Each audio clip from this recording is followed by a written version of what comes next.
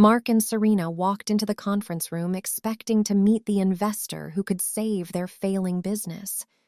But the woman sitting at the head of the table was someone they never expected to see again. Amanda, the same woman they had once betrayed. She had funded their company. But what did she want in return?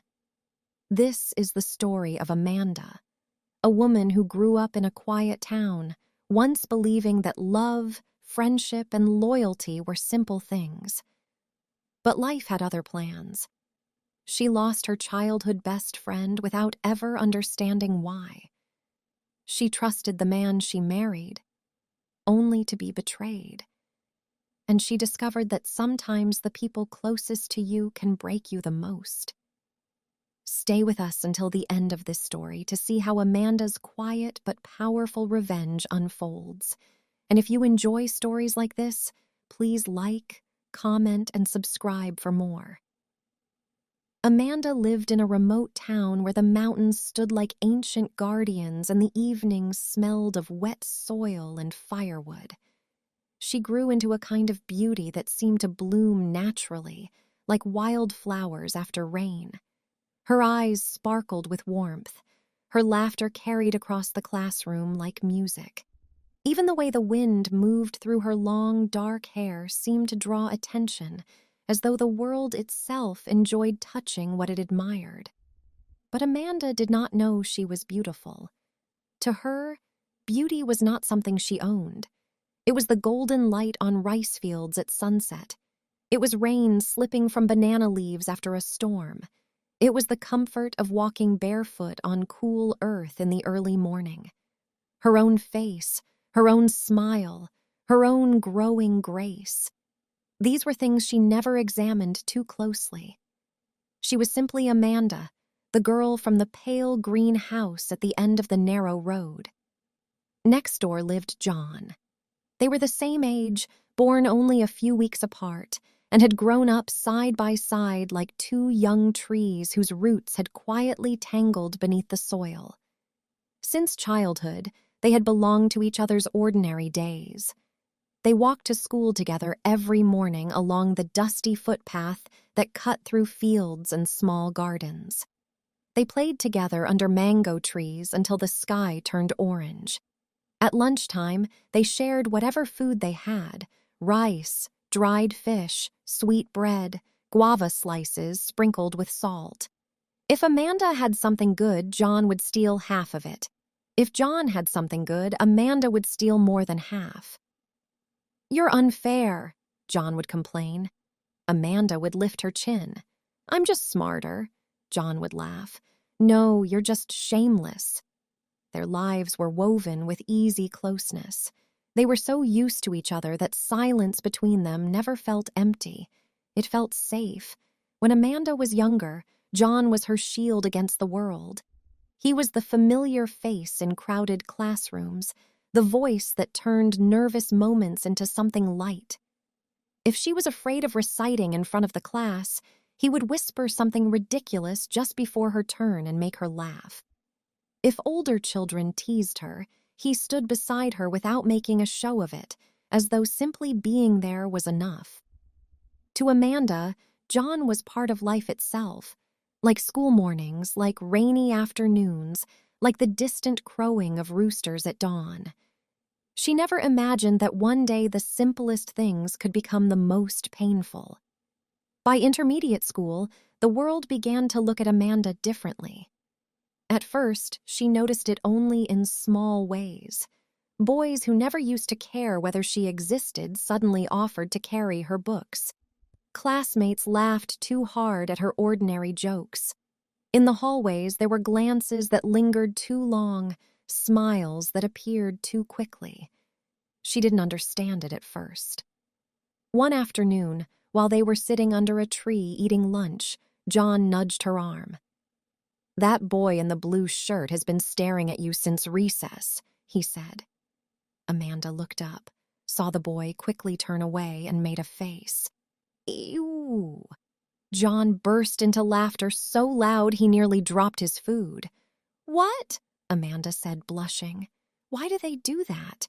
Because you're pretty. Amanda threw a piece of bread at him. You're stupid. But John only grinned, and Amanda returned to her lunch, embarrassed and annoyed and secretly comforted by the fact that John made it all feel ridiculous. For a while, that was how it remained. The attention of boys embarrassed her. She hid behind indifference. She dismissed compliments with a wrinkle of her nose and a laugh that said she wanted no part of it. But time, quiet and invisible, was already changing her. High school arrived like a season no one can stop.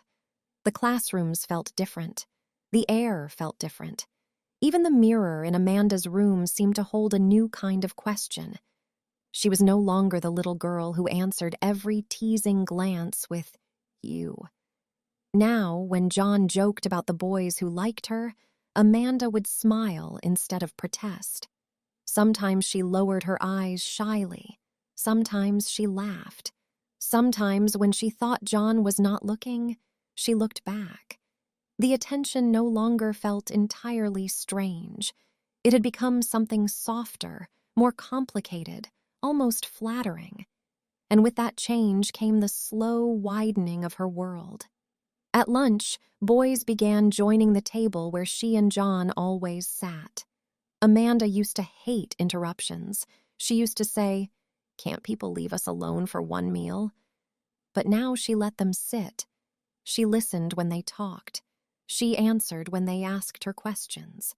She laughed at jokes that were not John's. At first, John remained the same.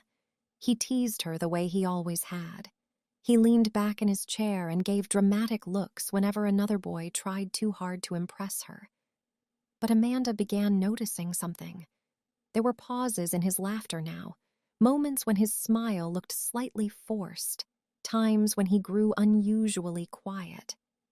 She noticed it, but not clearly enough to understand. To Amanda, life simply felt as though it were growing larger. New attention, new possibilities, new feelings she could not yet name.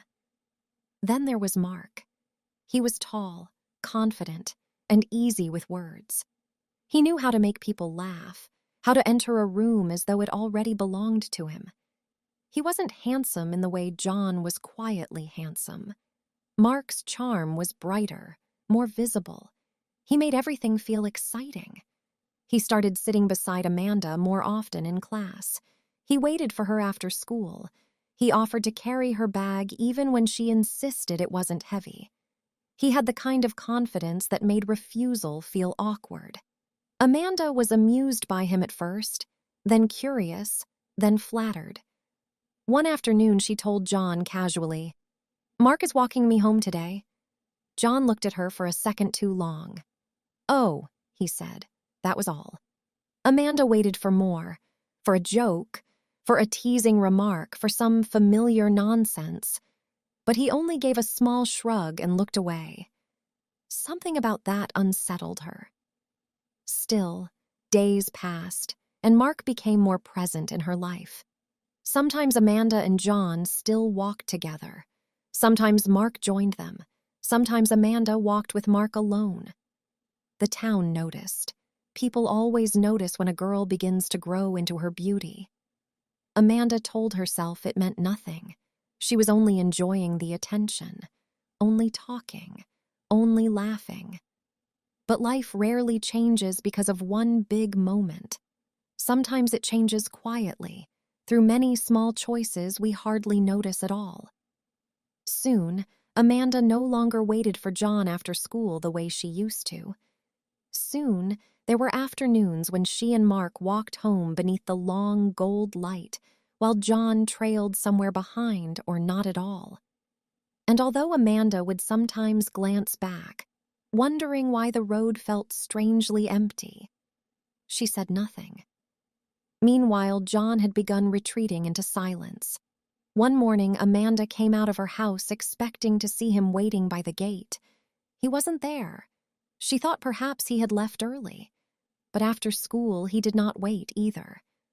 The next day was the same, and the next. The road felt longer. The trees felt quieter. Even the morning sun seemed less warm. She tried to laugh with the other boys walking beside her, but something inside her kept searching the road behind them. Only then did Amanda begin to realize something she had never questioned before. John had not simply been part of her routine, he had been the quiet center of it. Worry began to creep into her chest. That afternoon, she went to his house and knocked on the door. When John opened it, Amanda immediately saw that something was wrong. Not sickness exactly, but a heaviness in his expression, a guardedness that had never been there before. "Why didn't you wait for me?" she asked. John looked past her, not quite meeting her eyes. "I wasn't feeling good." Amanda frowned. "Are you sick?" "No." "Then why are you acting strange?" John tried to smile, but it looked tired. "Maybe I just like walking alone sometimes." Amanda stared at him. The words were simple, but they hurt more than she expected. She left with an ache she could not explain. For the first time in her life, Amanda began to feel John's absence like a missing part of herself. On the road to school, the mornings seemed quieter. At lunch, even surrounded by laughter, she felt something unfinished. She realized she had never thought about how much of her day was built around his presence until that presence was gone. One afternoon, the sky darkened too quickly, and the clouds opened with sudden force. The students rushed from school beneath bags, notebooks, and borrowed umbrellas. Mark appeared beside Amanda, holding one over both of them. "Come on," he said. "You'll get soaked." Amanda hesitated only a second before stepping under it. As they walked, their shoulders brushed now and then. Mark took her hand once to guide her over a flooded part of the road. It was harmless, gentle, nothing dramatic. And yet Amanda felt strangely restless. Then she looked across the rain-veiled road and saw John standing under the eaves of a small store, watching. Not angrily, not accusingly, just watching, with a stillness in his face that hurt her more than anger ever could. For one suspended moment, the rain seemed to hold its breath. Amanda remembered all at once the countless times she and John had walked this road together. The times he had held her hand while crossing slippery paths. The times she had clung to his arm during storms. The times he had placed a hand on her shoulder as naturally as breathing. Those touches had once felt as innocent as childhood itself. So why did this feel different? Why did John's silence feel like a wound? Why did she suddenly miss something she had never thought to cherish? That night, Amanda could not sleep. She began to understand that John had not withdrawn because he was tired or sick or moody. He had withdrawn because something had changed between them, and perhaps it had changed long before either of them found words for it. But by then, confusion had already become distance, and distance, if left unattended, becomes fate. Not long after, Amanda left town for the city to continue her studies. She and John parted without ever truly speaking the truth. Their farewell was gentle, almost ordinary, which made it all the more painful.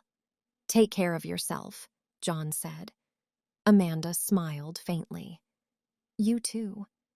There were so many things neither of them said that day that the silence seemed to follow her all the way to the city. In the years that followed, Amanda's life changed quickly. The city polished her beauty into something luminous, but more than beauty, it revealed her mind. She was intelligent, observant, disciplined. She had a quiet strength that people often mistook for softness until they realized it could not be bent. She built a career in business and design, first as a promising assistant, then as a rising name, and finally as a woman respected in rooms where respect was not easily given. Mark reappeared during those years, no longer as a schoolboy but as a charming, ambitious man. He pursued her with persistence, and Amanda, lonely, older, carrying an old wound she had never fully examined. allowed him into her life. She told herself that this was love grown in adulthood, more practical, more certain than the trembling confusion of youth. For a while she believed it. But life has a cruel way of repeating unresolved lessons. The betrayal came not with thunder, but with quiet devastation. Mark was unfaithful, and not with a stranger. With Serena, a woman Amanda had trusted, mentored, and defended. A woman who had smiled at her across conference tables and called her sister in private. The double wound almost broke her. What hurt Amanda most was not only the betrayal itself, but the humiliation of realizing that while she had built loyalty in her heart, others had built convenience in theirs. For weeks she moved like someone walking through the ashes of her own life. But Amanda did not collapse for long.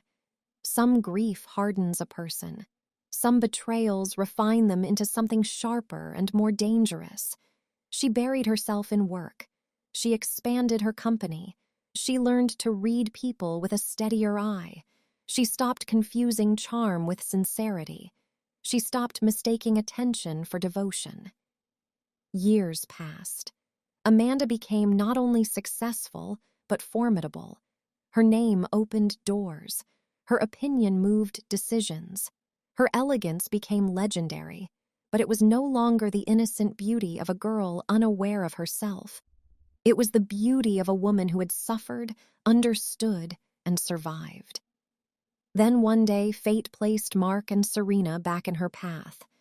Their venture had failed. Their reputations had begun to fray.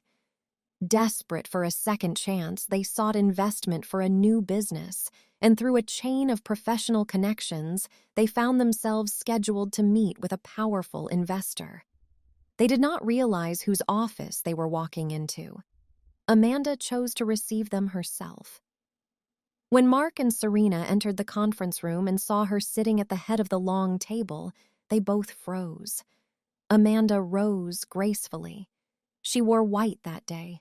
Not soft white, but commanding white, the kind that seemed to gather all the light in the room around her. Her presence filled the space with quiet authority. Her face was calm.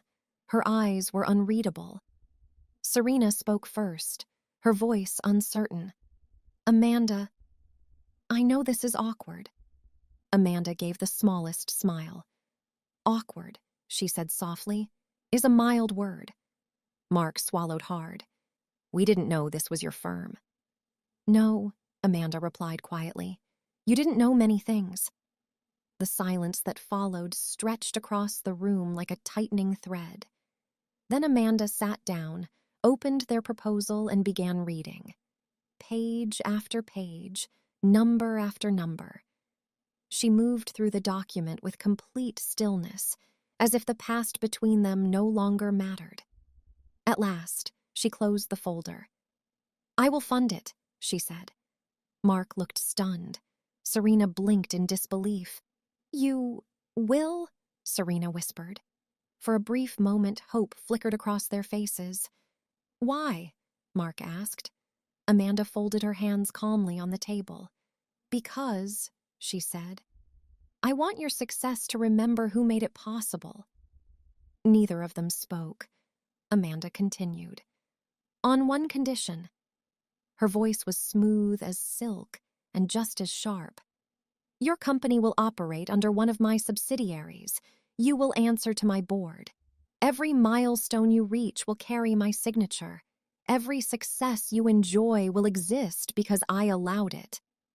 Serena lowered her eyes first. Mark followed. Amanda picked up her pen and signed the papers with a steady hand.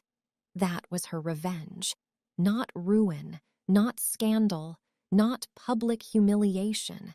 Something far more elegant.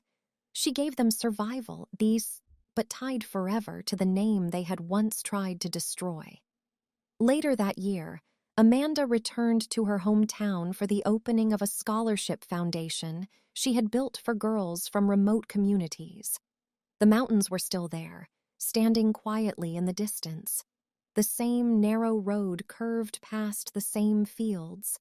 Even the air carried the familiar scent of rain and memory. Some things, she realized, never truly left. As Amanda stood outside her childhood home, looking down the old road she once walked every morning, an elderly neighbor passing by noticed her and stopped. For a moment, neither of them spoke. The evening air was calm, and the quiet between them felt strangely heavy. Then the old man said softly, "John used to wait for you here every morning." "Yeah, I know, I remember," Amanda smiled. The old neighbor continued, his voice gentle as though speaking of something fragile. "Even after you started walking with Mark," he said, "he waited longer each day, hoping you would come back." Amanda turned to him, surprised. She felt something tighten painfully inside her chest. The road in front of her suddenly looked very different. "Why didn't he say anything?" she whispered. The old man sighed, his voice gentle with the wisdom of many years. "Because sometimes," he said quietly, "the deepest love is the one that stays silent." He gave Amanda a small nod before continuing down the road. Amanda remained standing there, watching the fading light stretch across the path she and John once walked together. And for the first time, the silence between them all those years ago finally began to make terrible, heartbreaking sense. Then she heard footsteps. Amanda turned. John stood a few feet away, older now, broader in the shoulders. Time had sharpened the quiet strength in his face, but his eyes were the same, steady, gentle, carrying a familiarity she had never forgotten. For a moment, neither of them spoke. Then John smiled softly. "You still make the whole town stop and stare." Amanda laughed, the sound warm and surprised, like something returning home after years of wandering. "And you still say the things I'm not ready for," she replied. They began walking down the old road together. The same road they once walked every morning as children. For a while they said nothing, but the silence between them no longer felt heavy. It felt familiar, as if the years between them were only a long pause in a conversation that had never truly ended. Thank you for watching Amanda's story. Have you ever been betrayed by someone you trusted? If so, how did you deal with it? Would you have done the same thing Amanda did? Share your thoughts in the comments. And if you enjoy stories like this, don't forget to like and subscribe so you won't miss the next one. Thank you for watching.